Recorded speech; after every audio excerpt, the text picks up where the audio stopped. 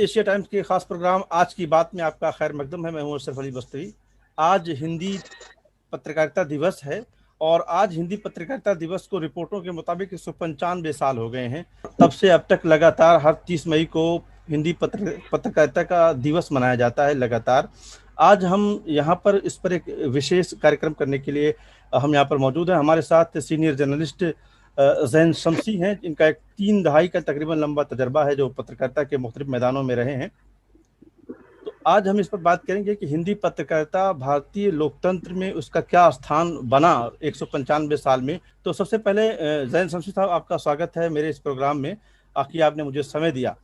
मैं आपसे जानना चाहूँगा कि हिंदी पत्रकारिता इस वक्त हिंदुस्तान की जो 195 साल पुरानी हो चुकी है, कहाँ पर आप देखते हैं? देखिए, जैसे आपने बताया कि जो सबसे पहले जो हिंदी पत्रकारिता की शुरुआत की पंडित जुगल किशोर शुक्ला जी के एडिटोरियल में the rising sun Udant Martand मंत्र, तो उसके बाद से लेकर अब तक हिंदी पत्रकारिता ने भारत की सोसाइटी पर बहुत बड़ी छाप छोड़ी। इसलिए कि जनता को जागरूक करने के लिए अगर जो सबसे बड़ी चीज थी वो अखबार ही। इस हिसाब से आप अगर देखें तो 1826 में शुरू हुई थी और आजादी के 1947 से 3 साल पहले इंग्लिश पत्रकारिता ने अपना एक इन्फ्लुएंस लाया था सोसाइटी में। लेकिन चूंकि भारत की स्वतंत्रता हिंदी बेल्ट से ज्यादा विकसित हुई थी, इसलिए हिंदी पत्रकारिता ने जो काम किया उसको भुलाया ही नहीं जा सकता, उसको हमेशा याद रखा जाएगा। जी। तब से लेकर अब तक हिंदी पत्रकारिता अपना काम करती रही है, लेकिन जिस तरह से और सारी चीजें तब्दील हुई उसी तरह से जर्नलिज्म भी तब्दील हुई है। अब उसमें आप देखें तो हिंदी जर्नलिस्ट में अगर आप देखें कि कौन कौन से नाम रहे जी, तो इतने बड़े बड़े नाम रहे हैं कि आज हम वो तसव्वुर ही नहीं कर सकते कि आखिर वो लोग कैसे लिखते थे और क्या सोचते थे। बिल्कुल ही एकदम से बिल्कुल अलग हो चुका है मामला जी। जो पत्रकारिता का है। अब आप देखिए धर्मवीर भारती, आलोक मेहता, मधुवर चतुर्वेदी, अक्षय कुमार जैन, ओम थानवी, मधुर कपाडिया, विष्णु खरे, ये सब बड़े बड़े नाम हैं जिन्होंने पत्रकारिता को उसी तरह से अपनाया जो पत्रकारिता की परिभाषा। जी। अब अगर आप देखें कि पत्रकारिता है क्या, तो पत्रकारिता एक संतुलन कायम करती है जनता और सरकार। वो ये बताती है कि ये हुआ, किसने किया है, क्यों हुआ है, कब हुआ है, कैसे हुआ है। ये जो 5W का कंसेप्ट था पत्रकारिता का, वो आज के तनाजुर में देखें तो बिल्कुल खत्म हो चुका है। ये कोई 5W रहा ही नहीं, 5W का कोई कंसेप्ट ही नहीं। इसकी बुनियादी वजह क्या है? कह रहा हूँ ये खत्म क्यों हो गया? नहीं, देखिए उसकी सीधी सी वजह है कि एक तो ये जो प्रोफेशन है जर्नलिज्म का, जो प्रोफेशन जी, वो सबसे पहले ऑनेस्टी मांगता है जी, ईमानदारी को आप प्रोफेशनलाइज कर सकते जी, ठीक है, लेकिन प्रोफेशनलिज्म में से अगर आप ईमानदारी को हटा देंगे तो फिर वो पैसा होता है। जी। अब वो जो दौड़ एक लगी पैसा कमाने और दूसरे जर्नलिज्म क्या है, जर्नलिज्म की जो रूह थी उस रूह को लोगों ने समझा ही। प्राइवेटाइजेशन के दौर में जब पत्रकारिता अपना एक अलग रूप ले रही थी, उस समय लोग अपना एक, जिसको बाद में इडियट बॉक्स भी कहा गया, वो लेकर के बैठे अब बैठने के बाद ये नहीं देखा कि जिसको हम एम्प्लॉय रख रहे हैं या जिसको हम जर्नलिस्ट बना रहे हैं उसके अंदर जर्नलिज्म का कोई गुण है या नहीं। यहाँ ग्लैमर आ गया जी, यहाँ एक जो ग्लैमर आया, ग्लैमर आने से जो पत्रकारिता की रूह थी, जो उसका मकसद था, वो कम हो गया। अब आप देखिए कि अभी बहुत दूर मत जाइए, जब आप दूरदर्शन देख रहे थे, दूरदर्शन जब आप देख रहे थे तो कभी किसी एंकर को आपने सख्त लहजे में बात करते देखा, चाहे वो इशू कितना भी बड़ा था जी। लेकिन वो जो नर्म रवि थी, जो एक गुफ्तगू में एक नरमी थी, वो खत्म हुई। लहजा पर चिल्लाहट आ गई। अब चिल्लाहट अगर पॉजिटिव है तब तो ठीक है, लेकिन अगर वो चिल्लाहट सिर्फ आपकी आदत है तो फिर जर्नलिज्म पर एतबार कैसे होगा। तो जर्नलिज्म ने जो जर्नलिज्म 1826 से शुरू हुई वो 2000 के आगे आते आते उसने अपनी मोतबरियत ही खो दी, एतबार ही चला। और एतबार क्यों गया? क्योंकि जर्नलिज्म के कई रूप होंगे। क्या क्या रूप हुए? अब आप पूछते हैं बेस्ट जर्नलिस्ट कौन है, फिर पूछते हैं वर्स्ट जर्नलिस्ट कौन है, फिर पूछते हैं बाइस्ड जर्नलिस्ट कौन है, फिर कहते हैं अनबाइस्ड कौन है, फिर कहते हैं पेड जर्नलिस्ट कौन है। साफ साफ है, आप भी जानते हैं। जब लोगों ने पूछा कि आप क्या करते हैं तो लोगों ने कहा मैं जर्नलिस्ट, तो तुरंत जवाब आया किस पार्टी के हैं। तो जब जर्नलिस्ट पार्टी बन जाएगा तो फिर उसमें एतबार कहाँ रहा? उस एतबार खो दिया। अब खोने से क्या हुआ कि जो बड़ी बड़ी इंडस्ट्री थी उसने उसमें इन्वेस्ट किया पैसा, और पैसा कमाने का एक फोन लग गया और उसका लिंक चले गए गवर्नमेंट के पास। जब जर्नलिज्म गवर्नमेंट के गिरफ्त में आ गई तो फिर वो जर्नलिज्म तो रही नहीं जो पहले से थी। हिंदी बेल्ट का मामला ये है, चाहे आप राजस्थान ले लें, मध्य प्रदेश ले लें, पंजाब ले लें, यूपी या बिहार ले लें, तो यहाँ की जो जनता है वो आज भी हिंदी जर्नलिज्म पर ही डिपेंड है, क्योंकि न उसकी बहुत अच्छी इंग्लिश है कि वो इंग्लिश जर्नलिज्म में क्या आ रहा है उसको वो पढ़े, तो वो उससे मुतासिर होती है। अब आप देखिए कि दैनिक जागरण, जिसका सबसे ज्यादा सर्कुलेटेड अखबार है हिंदी का, उसका हेडलाइन देखिए, वहीं पर फिर दैनिक भास्कर का हेडलाइन देखिए, एक ही इशू, आप दोनों का अलग अलग। अब ये एकदम करंट सिचुएशन में आप ले लीजिए तो हेडलाइन ये बनाई जा रही है कि इंडिया में इतने 20 करोड़ वैक्सीन लग गए। दूसरे देते हैं कि सिर्फ 1.5% लगे, तो परसेंट में और तादाद में कितना फर्क है। तो इस तरह से जर्नलिज्म को अलग अलग तरीके से दिखाने की कोशिश हो रही है और उससे मोतबरियत जो खो दिया है। तो अब ये तो अच्छा कहिए कि सोशल मीडिया के आने के बाद इन जर्नलिज्म चल रहा है अभी, उस पर रोक लग गया है। अब आप देखिए कि पुलिस वाले जर्नलिस्ट को फोन करके कहते हैं कि भाई आपने जो ये न्यूज चलाई ये गलत है। पहले क्या होता था कि जर्नलिस्ट पुलिस को फोन करता था कि आप जो कर रहे हैं वो गलत है, तो अब जर्नलिस्ट ही को लोग बताने लगे हैं कि आप गलत कर रहे हैं, ये जो और बाद में माफी मांग लेते हैं। जी। तो ये जो सिचुएशन इस वक्त देश की है, ये इस पर आप क्या कहेंगे? इसको एक लाइन में समझिए ना आप कि जर्नलिज्म जो है अब चीजों को छुपाने का नाम हो, अब उसको मैनेज करने का, मैनेजमेंट का नाम हो गया। पहले जैसे था कि पहले जो जर्नलिज्म, जिसको जर्नलिज्म कहते हैं, वो सीधे सीधे था कि इंफॉर्मेशन, आपके पास एक इंफॉर्मेशन आ गई, उसके बाद वो हुआ इंफोटेनमेंट, फिर इंटरटेनमेंट हो गया। मतलब कि आपने उस चीज को खत्म, है रिपोर्टिंग के जहां तक आप बात कर रहे हैं, तो आप अगर सीरियसली देखें या सीरियस जर्नलिज्म, जिसको एक और चीज है सीरियस जर्नलिज्म, तो उसमें आप देखें तो आपको ये लगेगा कि रिपोर्टिंग खत्म ही हो गई है। एक ही रिपोर्ट उस सारे अखबार और सारे टीवी एंकर एक ही रिपोर्ट को दिखाएंगे और ये जो आपने कहा इन्वेस्टिगेशन, ये तो बिल्कुल खत्म। उसकी वजह क्या है कि आपने माइक दे दिया या किसी को, चलिए आप 2,500, 3,000, 4,000 रुपए में रिपोर्टिंग के लिए रख, उसको क्या कहा आपने, उसको आपने कहा कि देखो तुम तो रिपोर्टर हो तो तुम पैसे उगाही भी करो।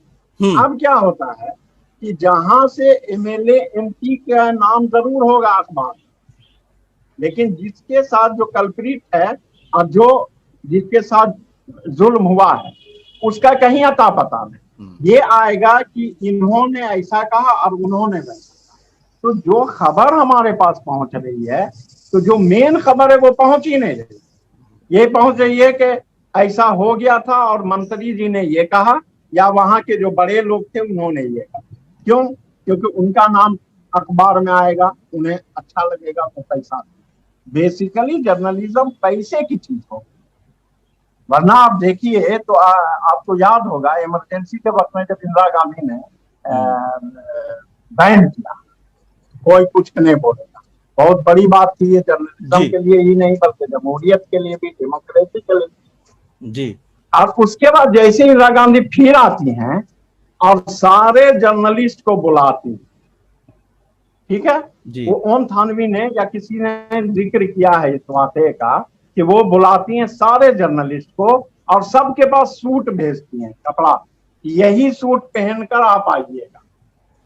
और जब वहां सब लोग पहुंचते हैं, एक ही कलर का सूट, एक ही कपड़ा पहने हुए सब पहुंच रहे हैं।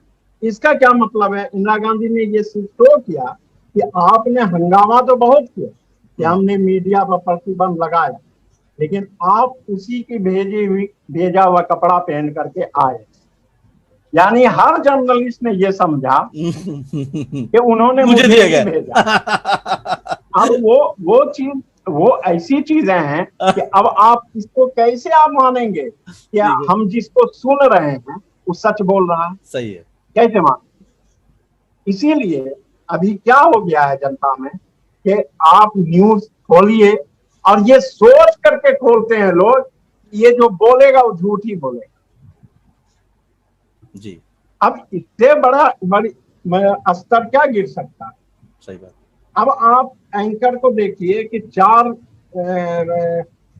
रिप्रेजेंटेटिव को उन्होंने बुलाया, 4 पार्टी के हैं। उसके बाद एंकर शुरू से ही एक पार्टी का रिप्रेजेंटेटिव बन जाता है जी। हाँ साहब तो बोलिए तो ये तो आपने खेल कर दिया, मतलब पहले ही शुरू हो जाते हैं। तो ऐसे में आप कैसे एतबार करेंगे कि हमारे पास क्या पहुंच रहा है? हिंदी अखबार का देख लीजिए आप, अभी सीधे सीधे आप हिंदी अखबार का आप 10 हिंदी अखबार लीजिए, एक ही न्यूज, 4 तरह का सब तरफ के हेडिंग लगे। अब उसमें किसी ने हाईलाइट किया कि मरने वाले की तादाद इतनी है, किसी ने क्या कहा कि ये गलत है, किसी ने कहा कि ये गलत भी हो सकता है, सही भी हो सकता है, किसी ने, मतलब वही जो पारे में बट गए हैं, 22, अनबाइज, पॉपुलर, अब ये सारे जो जर्नलिस्ट बट गए हैं उसकी वजह से आदमी को न्यूज पे एतबार खत्म हो गया। खबर से आप दूर होंगे तो आप हर चीज से दूर हो जाएंगे। बिल्कुल सही बात है। जब आपको सही खबर नहीं दी जाएगी तो जाहिर सी बात है कि सबसे बड़ा आपके साथ अन्याय होगा कि आपको सही इत्तला ही नहीं दी जा रही है। मैं ये जानना चाह रहा था कि आपके नजदीक मुख्यधारा का जो मीडिया, जिसे मेन स्ट्रीम मीडिया कहते हैं, आप अंग्रेजी को मानते हैं या हिंदी को मानते हैं? क्योंकि सबसे ज्यादा हिंदुस्तानी हिंदी पढ़ता है, तो मुख्यधारा का मीडिया कौन हुआ?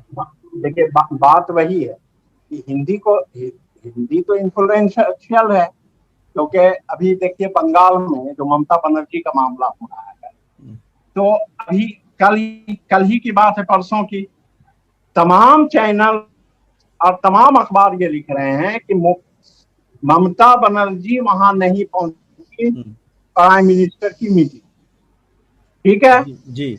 वहीं पर बंगाली अखबार लिख रहा है कि मोदी जी ने ही उनको वेट करवाया जी। तो ममता जी ने सीधे सीधे कहा अच्छा हिंदी मीडिया है, हिंदी मीडिया तो तोड़। तो इसका क्या मतलब? जी जी जी जी, आप एक तरह से माइंड सेट कर रहे हैं कि जो गलत हुआ उसको लोग सही माने, और जो सही हुआ उसको आप लाए ही नहीं, आप सामने ही ना लाए। मतलब आपको तबलीग जमात को लाना है तो भरपूर तरीके से ले, लेकिन कुंभ को लाना है तो आप छोड़ें कि मुक्ति है, ये तो मुक्ति है। जी जी। तो इस तरह की चीजें आएंगी तो कैसे फिर आप, अच्छा वहीं इंग्लिश मीडिया है, इंग्लिश मीडिया को पढ़ने वाले कितने % लोग, और अब तो ये कहिए कि कोई नेता भी नहीं है। पहले तो लीडर भी होते थे जो इंग्लिश जानते थे। सही है। तो नेता सब भी हिंदी तक नहीं जान रहे हैं। तो उसको इंग्लिश मीडिया को पढ़ने वाले जो इंटेलेक्चुअल तबका है, तो इंटेलेक्चुअल तबके के बारे में एक अच्छी बात यह है कि वो समझता सब कुछ, लेकिन समझाने के लिए उसके पास कुछ। जी बिल्कुल सही कहा आपने, बहुत मुनासिब बात कही आपने। तो अब जब समझाने के लिए कुछ नहीं है तो वो बेचारा अपना घर में बैठा रहता है, सब चीज समझ रहा, लेकिन वो कैसे लोगों को समझाए ये नहीं समझ में आ रहा है उसे, क्योंकि जुबान उसके हिंदी तो नहीं है, तो समझ नहीं रहे। हाँ, वो खुद पढ़ रहा है, खुद लिख रहा है, खुद इंटेलेक्चुअल क्लास है, उसे पढ़ रहा है। 5% लोग हैं, वही 5-10% लोग पढ़ रहे हैं। तो इस वक्त जो हमारे यहाँ खासतौर से, अच्छा एक चीज मैं इसमें और जोड़ूं कि जिस अखबार का हम बात कर रहे हैं कि 195 साल पहले जब वो निकला था, उसके बंद होने की भी कहानी वही है कि वो 79 एडिशन निकला और उसके बाद में 79 कॉपी निकलने के तो वो माली बहरान की वजह से बंद हुआ, उसके बारे में जो मैंने पढ़ा। तो ये जो मीडिया के साथ, जो एक तरह से कोई भी मीडिया हो जो अपनी पत्रकारिता की लाइन पर काम करना चाहता है, जो उसकी असल लाइन है, तो आज भी वही समस्याएं हैं कि अगर आप सही मानों की पत्रकारिता के लेकर के काम करना चाहते हैं, कोई अखबार निकालना चाहते हैं, कोई डिस्कशन लाना चाहते हैं, तो आपको फाइनेंशियल क्राइसिस से गुजरना है। आज भी गुजरना है, तब भी पहला अखबार भी गुजरा और बंद हो गया। तो ये जो सिचुएशन है, या तो फिर आप किसी पार्टी के हो जाते हैं या किसी बड़े कारपोरेट के, दो ही चीज है, या तो कोई पार्टी आपको फाइनेंस करे या तो कोई कारपोरेट आपको मतलब टेक ओवर कर ले। तीसरी कोई सूरत नहीं है हिंदुस्तान में इस वक्त कि जो आजाद मीडिया की मैं और आप बात करते हैं कि जन पत्रकारिता, जन सहभागिता, ये मीडिया में किस प्रकार आ सकती है या आ भी नहीं सकती, सिर्फ हमारे ख्याल है। नहीं, आप एक चीज पर गौर कीजिए, ये तो सच, देखिए ये तो सच है कि किसी भी चीज को चलाने के लिए पैसे की जरूरत, किसी भी चीज को चलाने के लिए पैसे की जरूरत होती है, ये तो बिल्कुल सच, इससे तो इनकार नहीं किया जा सकता। लेकिन अब आप ये बताइए कि जिस तरह से एक जर्नलिस्ट देश की खिदमत करता है, उसी तरह एक स्कूल का टीचर भी करता है, एक डॉक्टर भी करता है, हकीम भी करता है, जी सब करता है ना। बिल्कुल। सैलरी लेते हैं, पढ़ाते हैं, चले आते हैं। सही है। जर्नलिज्म में क्या हो गया कि लाख रुपए की सैलरी है, उसके बाद भी दलाली है। तो जहां पर देश हित की बात होगी तो जर्नलिज्म को तो ठीक है, पैसा नहीं अगर आपके पास कम है, लेकिन दिमाग तो आपके पास कम नहीं है ना। ठीक है, आपके पास सोच तो कम नहीं है, पैसा कम माना, लेकिन पैसा कमाना ही अगर मकसद हो जाए तो फिर जो आपका दिमाग है वो दूसरे जगह पर वो चीजों को डिस्ट्रॉय करे, वो निगेटिविटी में चला जाए। तो सवाल यह है कि जब एक स्कूल टीचर खिदमत कर रहा है, जब एक डॉक्टर कर रहा है, एक इंजीनियर कर रहा है, तो आप क्यों नहीं कर रहे हैं? आप ही को सबसे ज्यादा पैसा चाहिए। नहीं तो फिर यहाँ पर एक बात आती है कि आप 2.5 लाख 3 लाख आपकी सैलरी है, उसके बाद आप जाते हैं और आप कहीं तेल का कुछ भंडार मिला है तो वहां पर जाकर के कि भाई हम न्यूज को थोड़ा सा सेट करेंगे और आपको इनको पैसा देना होगा, इतना मुझे दे दो, काम चल जाएगा। तो ये तो आप सीधे सीधे बिजनेस करने लगे ना। लेकिन वो ठीक की बात तो है, वो ठीक बात है, लेकिन आपने एक बात कही कि डॉक्टर खिदमत करता है, टीचर खिदमत करता है, और भी तमाम लोग हैं जो सोसाइटी में खिदमत करते हैं, उसकी उनको तनख्वाहें मिलती हैं और आपको भी तनख्वाह मिलती है, तो आप क्यों दूसरे दलाली के दूसरे कामों में आप लग जाते हैं अपना पैसा बढ़ाने के लिए? सही बात है, लेकिन आप आज अगर देखें तो जो टीचर स्कूल में पढ़ाने जा रहा है, ना समय वहां दे रहा है, ना डॉक्टर जो है सबसे बड़ा एक तरह से इस वक्त सबसे बड़ा जालिम अगर चेहरा देखें तो डॉक्टरों की बड़ी तादाद का चेहरा भी निकल कर सामने आता है। तो हर सेक्शन ऑफ सोसाइटी में गिरावट किसी न किसी शक्ल में नजर आती है। पत्रकार है, इस तरह की नेताओं से सेटिंग करता है। तो ये जो चीजें हैं, ये तो एक तरह से ओवरऑल हमारे समाज की गिरावट की वजह से है, जिसमें पत्रकार भी उसका एक हिस्सा है, वो उसका शिकार वो भी हो रहा है। मेरा मानना यह है, आप क्या कहते हैं? नहीं, यहाँ पे एक फर्क है। डॉक्टर हो या टीचर हो या इंजीनियर हो या लॉयर हो, ये अपने को चौथा सतून नहीं कहते। ठीक है, कॉन्स्टिट्यूशन के चौथा सतून नहीं कहते या हम उनको नहीं मानते कि देश को बनाने में इनका बहुत बड़ा हाथ है, ये हम नहीं मानते। हम जर्नलिस्ट को मानते हैं, या जर्नलिस्ट अपने आप को कहता है कि हम चौथा सतून है, कॉन्स्टिट्यूशन के हम चौथे खंबे हैं। तो जब चौथे खंबे हो तो जो 3 खंबा कर रहा है, तुम भी वही करने लगे। बिल्कुल सही कहा आपने कि आपका काम था तीनों को देखना, तीनों पर नजर रखना। ये जो चीजें इस वक्त बदली हैं पूरे वक्त के साथ साथ हिंदुस्तान में, इस वक्त हिंदुस्तान में हिंदी मीडियम का जो हिंदी जो पत्रकारिता है, वो वाकई में हिंदुस्तान की एक पत्रकारिता है। जो वो हिंदी में कोई चीज आप लिखते हैं, मैं लिखता हूं, कोई भी लिखे, तो वो बहुत दूर तलक जाती है और देर तलक बाकी रहती है। तो एक बड़ी जिम्मेदारी हो जाती है कि जो कुछ भी हिंदी के जो सहाफ़ी हैं, जो पत्रकार हैं, वो अपनी रिस्पॉन्सिबिलिटीज को किस तरह से निभा रहे हैं, ताकि आने वाले दिनों में देश में वो, चूंकि वो सुने जा रहे हैं और पढ़े जा रहे हैं, तो क्या ऐसे में से कोई उम्मीद आपको नजर आती है कि कुछ जन पत्रकारिता या पीपुल्स जर्नलिज्म जिसको कहा जाता है, वो उभर कर सामने आएगा और वो आगे कुछ मुकाबला, कुछ मुतबादिल अल्टरनेटिव बन सकेगा? जन पत्रकारिता करने वाले लोग या करने का दावा करने वाले लोग, या जो लोग चाह रहे हैं कि ऐसी सहाफत हो, उन्हें क्या कुछ करने की जरूरत है? नहीं, देखिए, इसमें तो कोई दो राय नहीं है कि सिर्फ पत्रकारिता की बात नहीं है, दुनिया ही को बदलना तो हो। वो इस कोरोना ने भी दिखा दिया कि आप सिर्फ अपने आप के ही सेवक, आपका कोई नहीं है। ये कोरोना ने भी दिखा दिया। बेशक। अब आप देखिए कि चीजें बदल रही हैं, आहिस्ते आहिस्ते बदलेंगे, क्योंकि जो गवर्नमेंट की भी जो प्रायोरिटी थी, वो प्रायोरिटी भी अब खत्म हो रही है, कम हो रही है, और दूसरी चीजें आगे बढ़ रही है। बहुत दिन के बाद, बहुत जमाने के बाद हमने कल किसी चैनल पे महंगाई के बारे में बात करते थे। तो खबर है, तो ये अपने आप में ही एक खबर है। जी, ये चीज अपने आप में ही एक खबर है कि कोई मीडिया महंगाई के बारे में बात कर रहा है। तो अब मीडिया को भी अब थोड़ी शर्म आने लगी है। अब अंजना ओम मोदी नहीं निकल पा रहा है। अब लग रहा है इन लोगों को भी कि हमने बहुत ज्यादा चीजें तो चेंज होती हैं। देखिए, चीजें कहाँ से चेंज होगी? चीजें पावर से ही चेंज होगी। बेशक। अगर सारे लोगों को, अगर एक लिंचर को ये लग रहा है कि हम लिंचिंग करते हैं, मेरा कुछ नहीं होता है, तो लिंचिंग बढ़ेगी। जी। गौरक्षक को लग रहा है कि हम मार दे रहे हैं, कुछ नहीं हो रहा है, तो बढ़ेगा। और वो कहाँ से बढ़ता है? ऊपर से। ऊपर की चीजें अगर ठीक होंगी तो नीचे की अपने आप ही ठीक हो जाए। अब जर्नलिज्म चूंकि दिल की बात होती है, भले ही आप कुछ देर के लिए उसको, जमीर को आप अलग रख सकते हैं, लेकिन कभी न कभी वो आपको कचोटे मारेगा। लगेगा कि नहीं यार, हमने गलत कर दिया, हमको ठीक करना हो। और हमने बहुत से राइटर्स को देखा है जो बिल्कुल बाइस्ड हो गए थे, वो फिर पैरेलल में आए।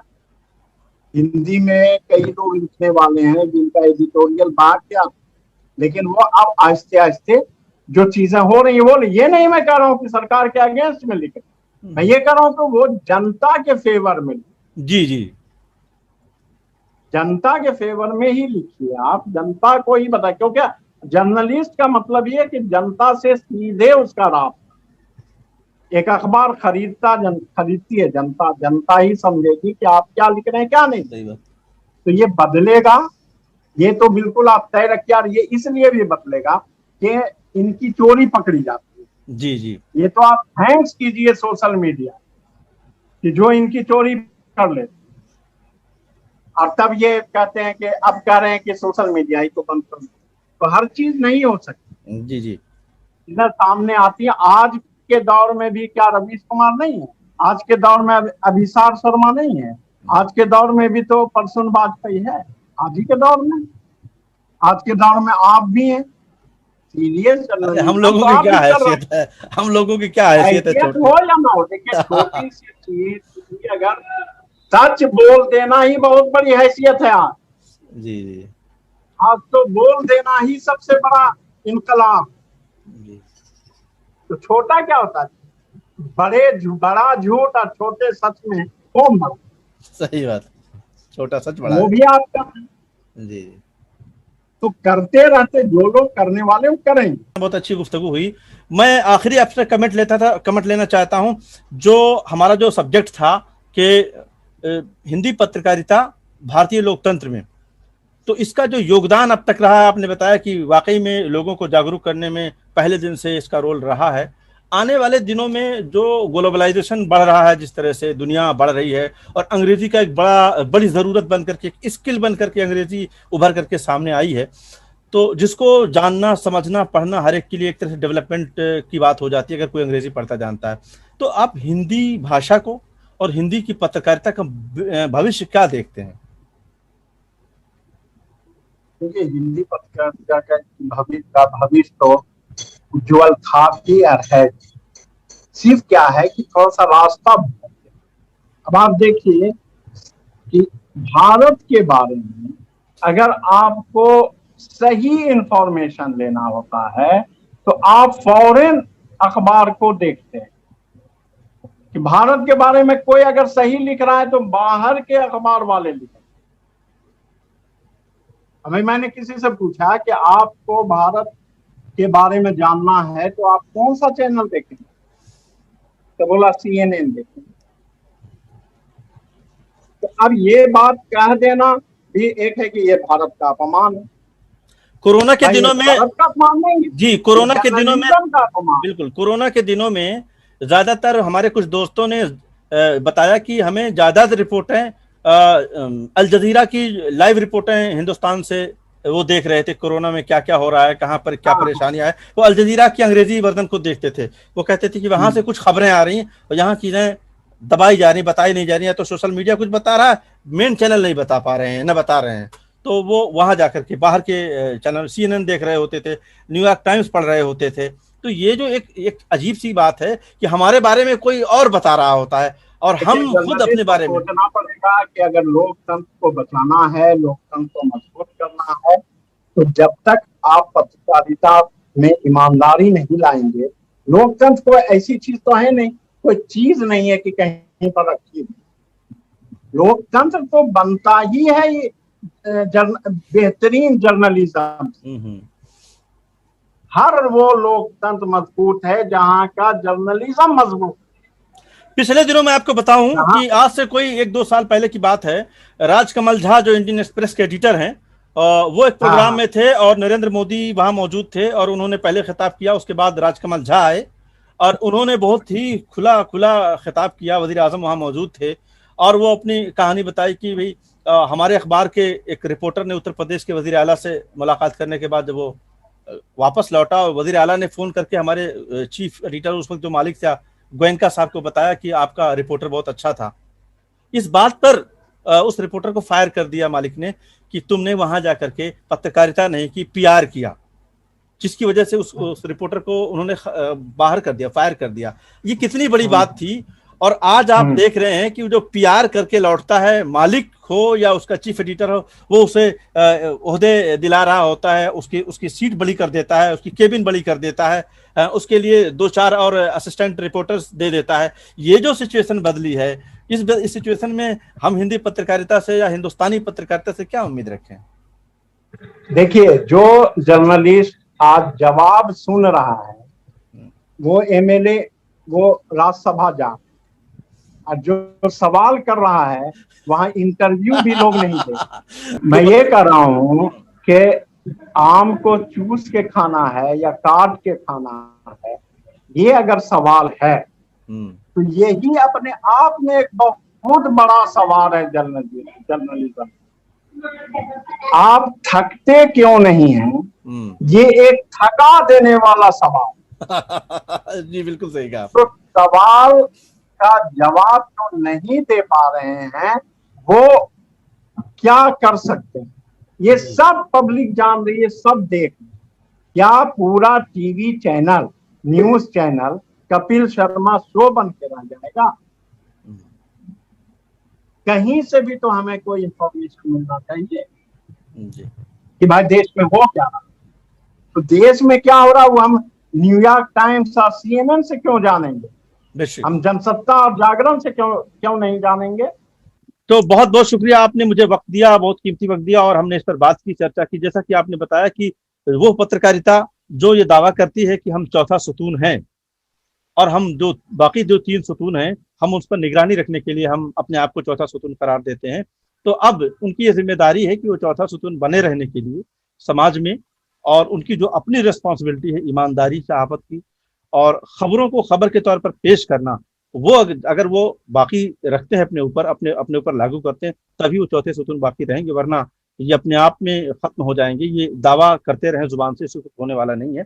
बहरहाल आपने आपका बहुत बहुत शुक्रिया, आपने मुझे वक्त दिया। इंशाल्लाह फिर हम किसी वक्त बैठेंगे, और हम किसी वक्त इसी तरह से उर्दू पत्रकारिता की भी खबर लेंगे, बल्कि इस पर कुछ चर्चा करेंगे, जानने की कोशिश करेंगे कि गुज़िश्ता 70 साल में उर्दू पत्रकारिता ने हिंदुस्तानी मुसलमानों को क्या दिया।